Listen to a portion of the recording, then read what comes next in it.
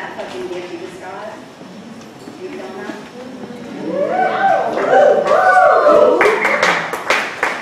What a gift. So I'm reading a piece called Passing. I'm publishing a graphic memoir called Holy Roller. It's coming out in the next couple months. Some of y'all have already purchased their books. My illustrator is just taking her sweet little time, which is fine. It'll be perfect. Yeah. So anyway, that's coming out, but this is a portion of it.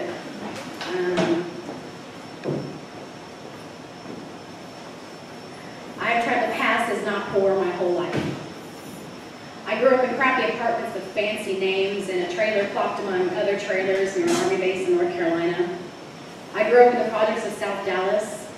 I was in and out of different homes for unwanted kids, homeless, and there was a huge similarity in all the places I lived my whole life, aside from my grandparents' house, and that was poverty. As a young person, I was deeply ashamed of my accent. It was Texan, and if you know anything about Texans, no opinions, please.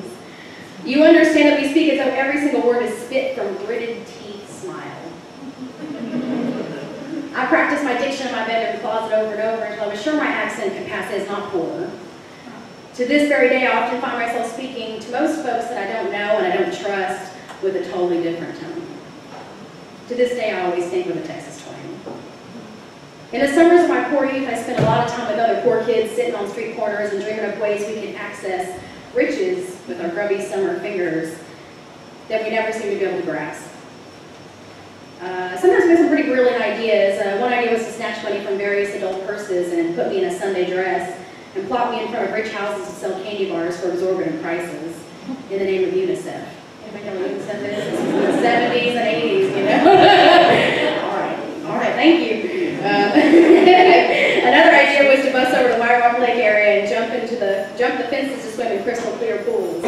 And this worked out pretty well, at least until the pool guy came to clean, and we scuttled back over the fence, wet and laughing shakily, our legs like scared jello. There was a kind of inventive freedom in the way that we were poor, and I look back at those times with great admiration. As I entered middle school, passing as not poor became more desperate. My classmates wore designer-labeled clothing such as Guess jeans and Esprit dresses. It was the 80s and wealth was on the high beam. Everything was decadence and neon. Jam shorts had come and gone, but somehow after the fact, my mama had decided to make all of her grandbabies a pair. Mine were yellow, thin, and one leg was shorter than the other. Not only was I out of vote, but I had to squeeze my thighs together constantly to scoot one runaway leg up. I also prayed to every single deity that no one that knew me would see me wearing Mama's homemade jams. Around this time, Mama decided that her oldest granddaughter wanted a Guess sweatshirt. Well, then she was going to make one. I came to visit her one weekend and spread across my bed was an oversized white sweatshirt that she had carefully stenciled and puppy painted the exact Guess logo. I mean, it would have been, and kind of by all rights it was. Pretty genius. Except there was an issue. Mama's Guess imposter was pink and purple, and everybody knew at that time that the real Guess shirts were black and red. Again, I was mortified at my poverty, and I cried in the closet into my scratched-up Monty doll. I also prayed that the house fire would go ahead and burn that sweatshirt to ash so no rich kid would ever get a chance to see me in it. By the time I went to high school, I had given up on trying to look rich. I had abandoned mostly everything as I slid into my sullen punk years. I learned a lot about class struggle, and I began to skate closer to an edge of understanding why I had so much shame from being poor, abused, and other. As a homeless teenager, I met other teenagers just like me, and we'd grown up in similar ways. Through the cloying peach Boone's Farm haze, we slowly shared our secret shames. We pitched it up into the sky and talked about adults fighting, the late night horrors, and the rage of growing up poor in a world that had so much wealth we could not access.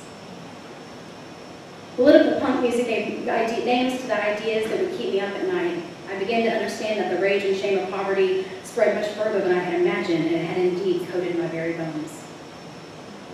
Meeting other homeless people of all walks of life, sharing their stories, and laying down with them for the simple, basic purpose of keeping warm brought a new awareness for me. Unfortunately, the rage did not quell the shame. In the years to follow, I found that I began to find adorning myself with fancy helped with the tugging and shame of being poor.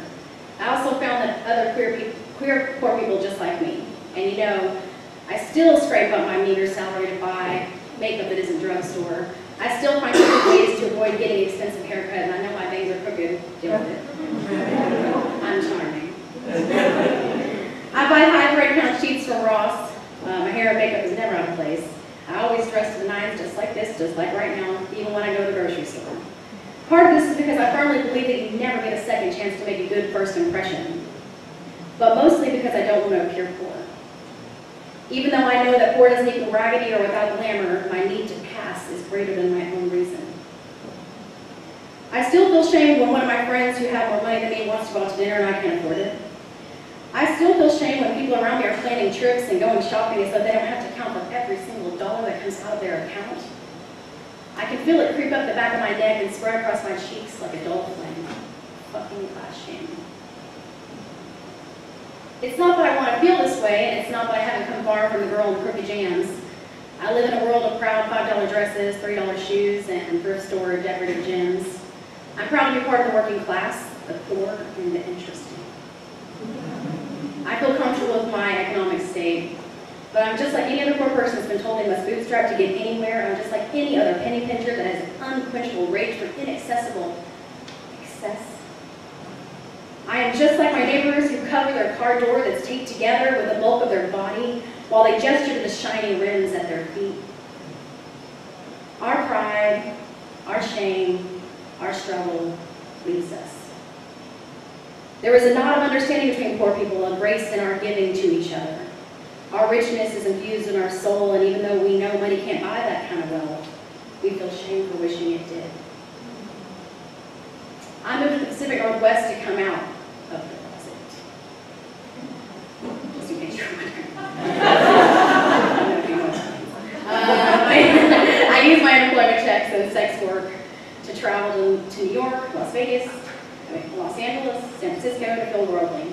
I swallowed my accent down and formed a pearl with the word y'all etched on it. I sighed in my sleep dreaming of a genteel South, all while storing the mission for another amazing burrito. The West Coast taught me about food justice, the simplicity of cooking microgreens. Did y'all know that macaroni and cheese is not a vegetable? Because I didn't. Not all in the Pacific Northwest. They know that they taught me. Thanks. They also taught me to be okay with spending $1 more on fruit because damn hell, Honeycrisp apples really are much better when they're organic. I lived in the West and I assimilated myself pretty well, but I was missing my Southern people, and so eventually I had to move on home to North Carolina again. One night I lay quietly listening to the beauty of southern birds gossiping outside my window. I felt content in a tiny house with thrifted furniture in a neighborhood very much like the one I grew up in.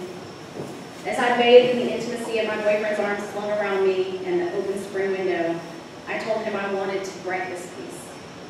It had been writing itself in my head for weeks, and I could feel that shimmery heat under me that usually signaled it was ready. He said, "Baby, why don't you just try writing it now?" And I yawned and said, "It's nearly midnight, and besides, I'll still be trying to pass tomorrow."